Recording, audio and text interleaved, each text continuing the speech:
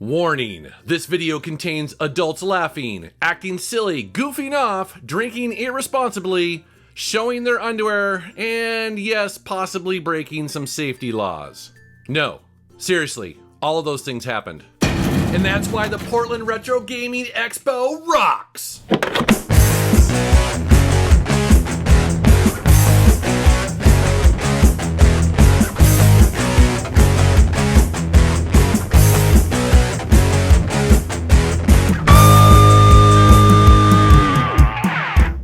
Alright, so it's Friday morning, about 10:30 a.m., and Drunken Master Paul shows up, and he and I are going to drive down to Portland.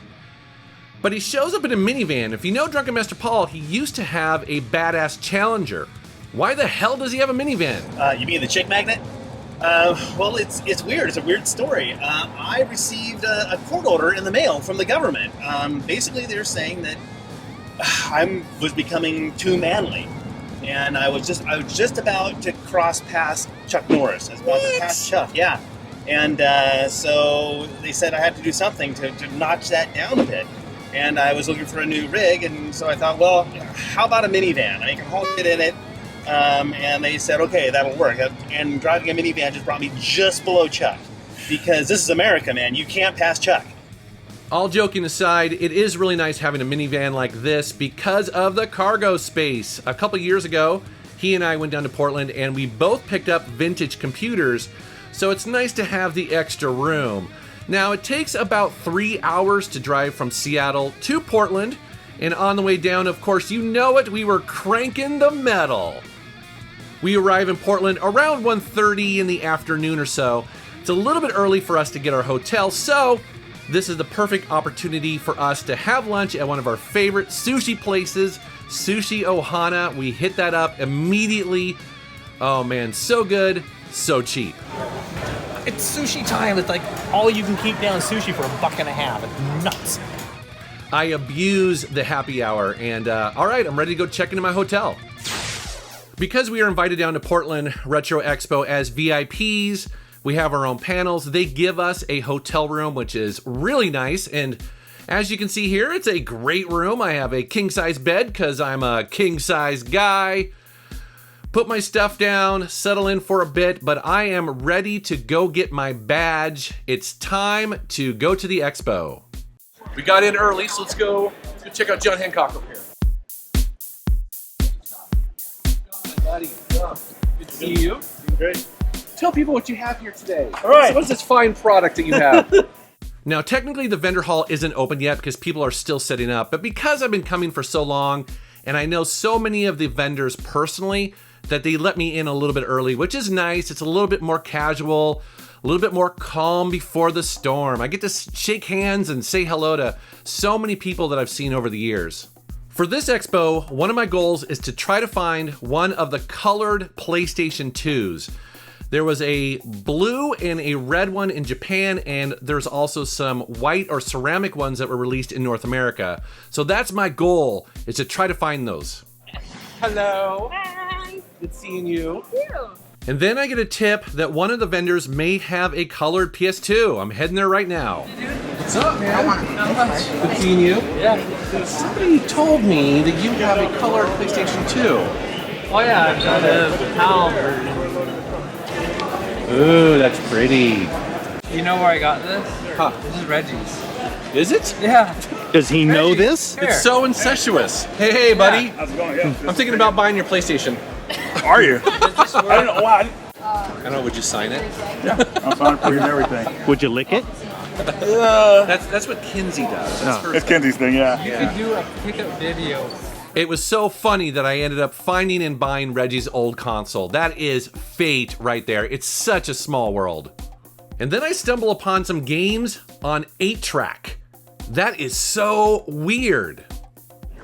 MetalJesus. What do you got there? I have a PlayStation for you. Are you interested? Are you kidding? I am. So this is North American though, right? Yeah, it is. Yeah, I got it at Goodwill actually. Yes, another PS2. Tyler sold it to me for only $10. Thanks, buddy. You rock. One of the highlights for me is always the AtariAge.com booth. These guys publish a bunch of homebrew games, basically brand new games for Atari consoles. And Albert, the owner here, is showing me some of the latest and greatest. And oh man, I'm such an Atari kid. I had to pick up a bunch of them. Also walking the floor was Peanut Butter Gamer and also Space Hamster. Those guys live in the Seattle area as well, and I need to meet up with them and do a series of videos if possible because they're such cool guys. And then I continued to wander the floor a little bit, shaking hands and saying hello to people that I've met in the past, but we have to take off pretty soon because we need to meet everyone at McMiniman's for dinner. So we have dinner reservations at 7 p.m. and hopefully most of the Metal Jesus crew will be there.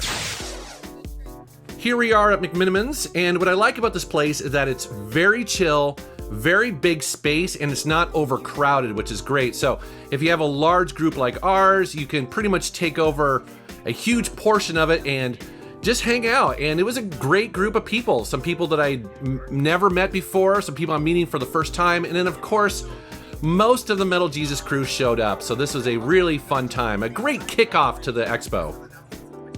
After dinner, we all went back to the hotel and took over the lobby. More drinks, more food, more friends, more fun. It was a great time. Dude, how many iced teas is that for you? 4. 4. I really like how the expo had pretty much all of the guests in the same hotel. So it was really easy to bump into people, hang out, have fun, meet fans, meet other YouTubers. Yeah, it was great. It was a great time. Although I have to say, I probably drank a little bit too much. Now we're on to day 2, which is Saturday. I wake up at around 8 a.m. Paul overslept because he's a slacker like that. So I went to Starbucks and then we rolled into the main hall around 10 a.m. after the doors opened. And here's the thing from my perspective, is that every year this expo is packed. And I always wonder, is it gonna be less packed? You know, is it gonna start dying off in popularity? No. This place just keeps getting better and better every year. I mean it. I mean, it's just so awesome.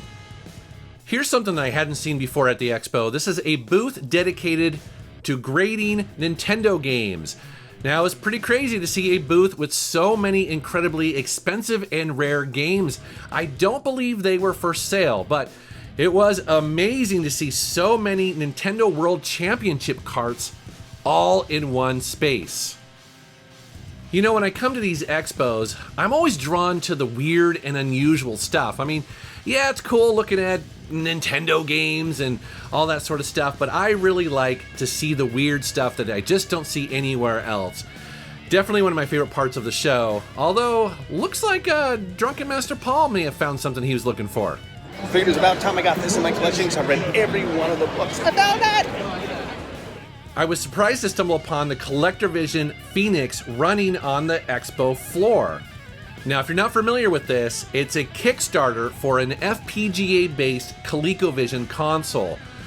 That's kind of a first as far as I know, and again, they were showing it running, and they were also showing the printed circuit board. So, seems like that this is totally legit, and they're just laying it out there, trying to spread the word. All right, so this is right up my alley. It's totally cool. It's actually 3D Pong. That's physical blocks going back and forth and paddles.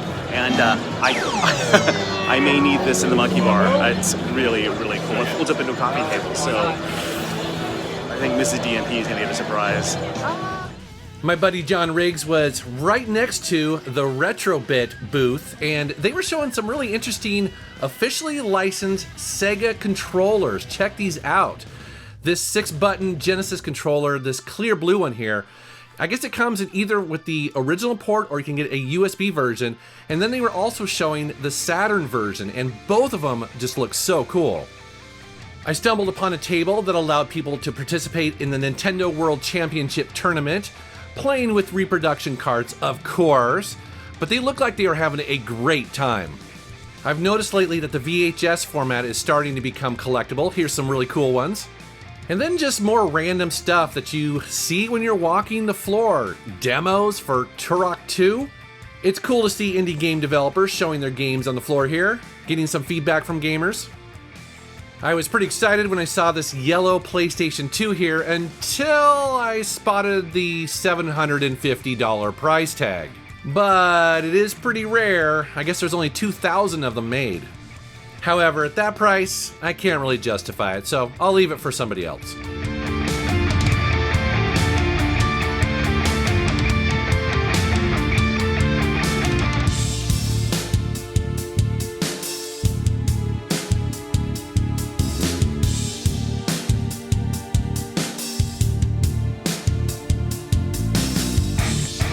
Now it's 1 p.m. in the afternoon, and the entire Metal Jesus crew is supposed to meet here at the bar in the convention center. We do this pretty much every year as a tradition, just to kind of touch base because we're all over the floor. We want to make sure that we're ready for our panel at 2 p.m., maybe grab a bite to eat and also a quick beer. Now it's almost 2 p.m. and the entire Metal Jesus crew is up on stage and people are filing in.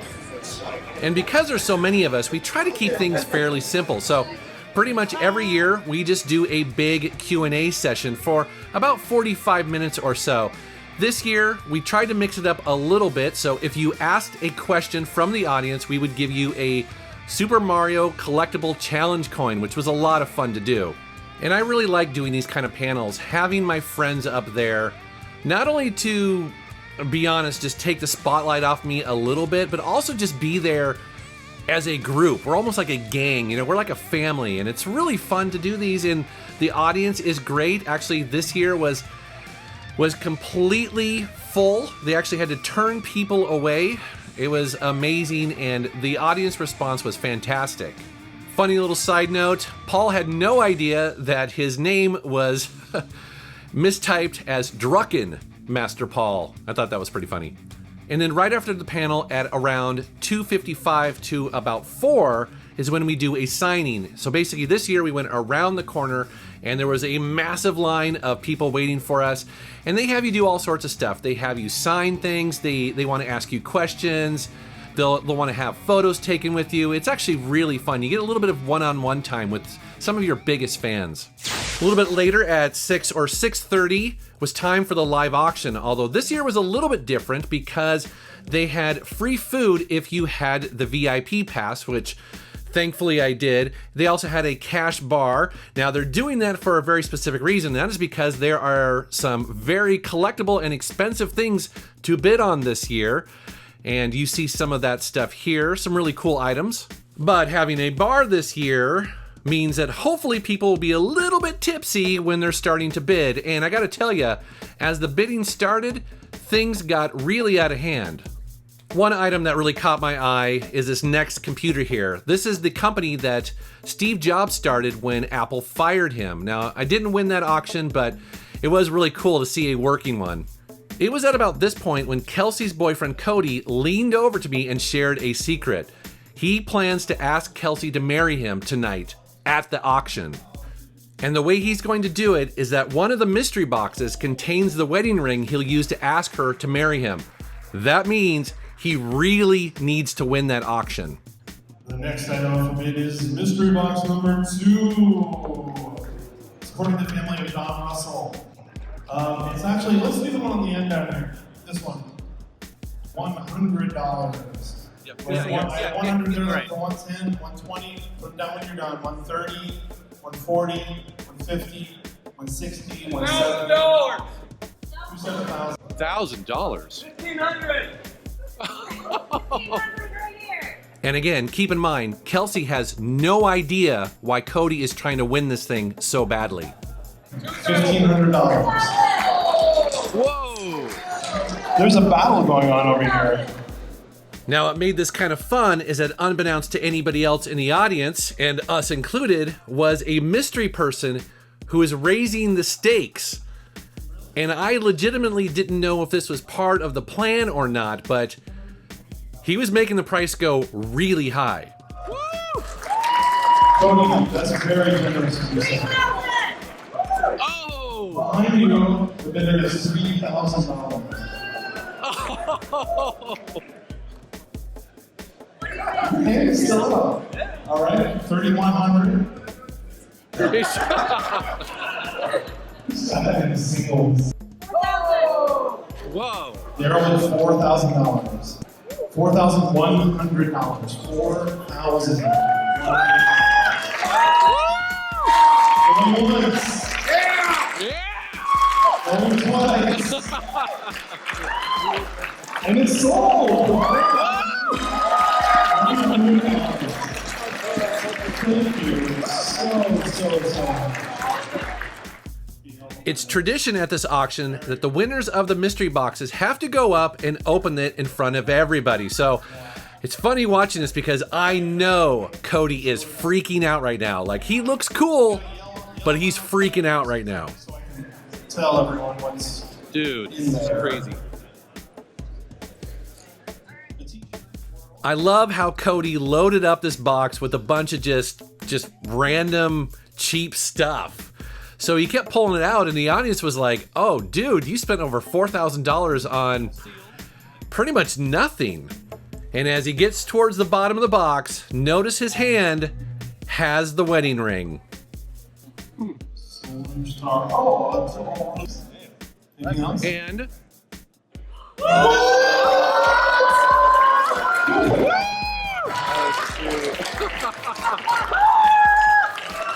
For those of you who didn't see what was happening, there was a ring in the box. Congratulations, guys. Congratulations. That is it.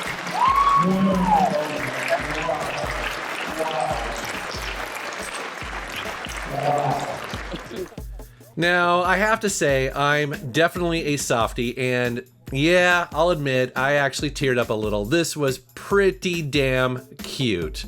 I am so happy for them. It was a great moment and completely unexpected. I didn't know when I went to this auction that this was going to happen, and so it was definitely a nice surprise for obviously Kelsey, but also everyone in the room. It was a really, really cool moment. It was a little while later that Drunken Master Paul, Kinsey, and I excused ourselves and decided to take the party elsewhere. We are going to Quarter World! We're going to drink beer and play video games and hang out with so many of our friends. It's gonna be so fun! Quarter World is a really fun place to hang out because it has arcade machines, pinball machines, and a full bar. Plus, it's a little bit less busy, a little bit less crazy than the Expo. So, yes, you have to pay to play the games, but it does have a full bar and you almost never have to wait. This is a really bad idea, but I've always wanted to try this.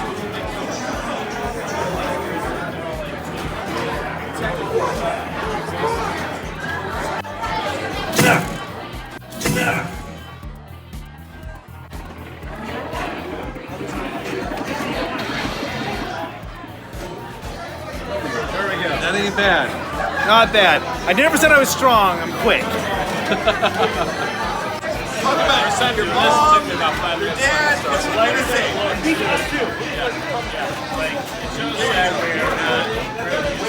Yeah! Get into it! There it is. Oh, there it is. That's hard. Keep going. So we just tried this punching game over there. I get really... Shut up! And it was amazing, and you know what? I'm pretty sure I won. Yeah, but the thing... But I totally beat Drunken Master Paul. Did you know that he is like a martial arts expert? He got beaten by this. No! It's not your turn to talk. He got beaten by this. Oh man, I have to admit, we had a lot of fun at Quarter World. Some would say maybe too much fun because we ended up closing it down. It was pretty funny. At the end of the night, the lights came up and we were shocked. I was like, oh my gosh, okay, I guess we gotta get out of here. We convinced our awesome Lyft driver to pick up some late night Mexican food and then stumbled back into the hotel lobby where Drunken Master Paul insisted that he show us his special underwear.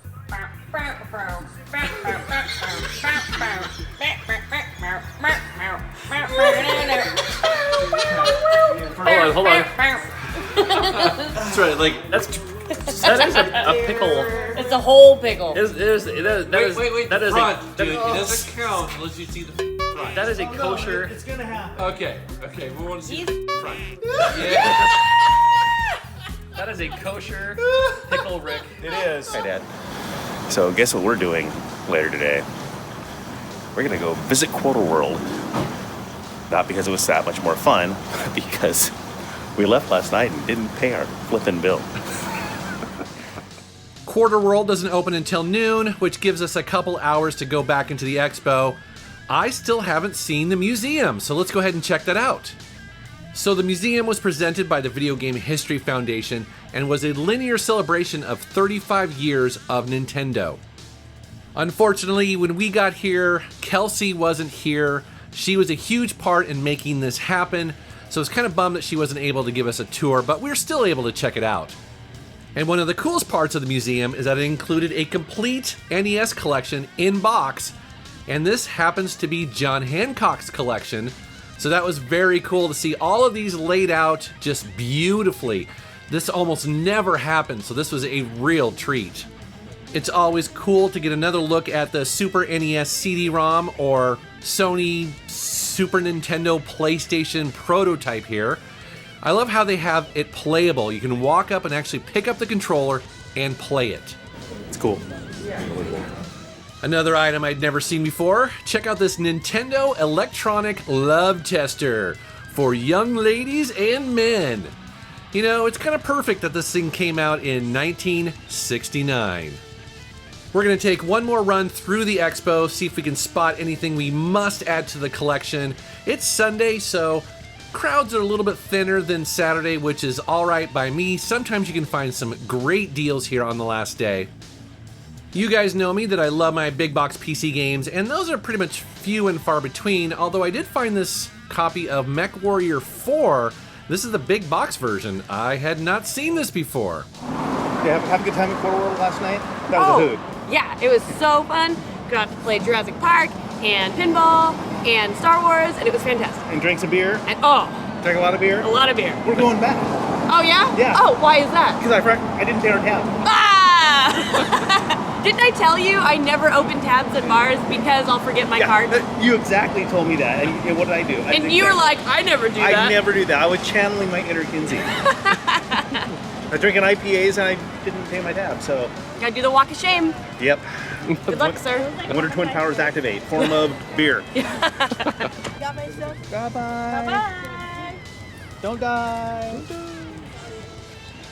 And we're back at Quarter World getting his debit card because he was a complete dumbass and forgot it. Yeah, it was that kind of night. Doing the walk of shame. It's funny how bright this place looks during the day. Alright, debit card acquired, bill paid. Now it's time for one more stop. And we can't help ourselves, guys. We love sushi. And we're back. Yep, Sushi Ohana, one more time. Hey, you know, it's happy hour. It's $1.95 for most of those plates. And if you are a sushi fan, you know what a great deal that is. And so, what a great way to top off the weekend. As we hop on the road here, heading back home, I want to thank the Metal Jesus crew. You guys are awesome as always. It was fun hanging out with you guys and doing a panel with you.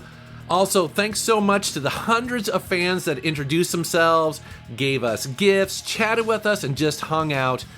Every year at Portland Retro Gaming Expo is a ton of fun, and this year was just no exception. All right, guys, see you next year.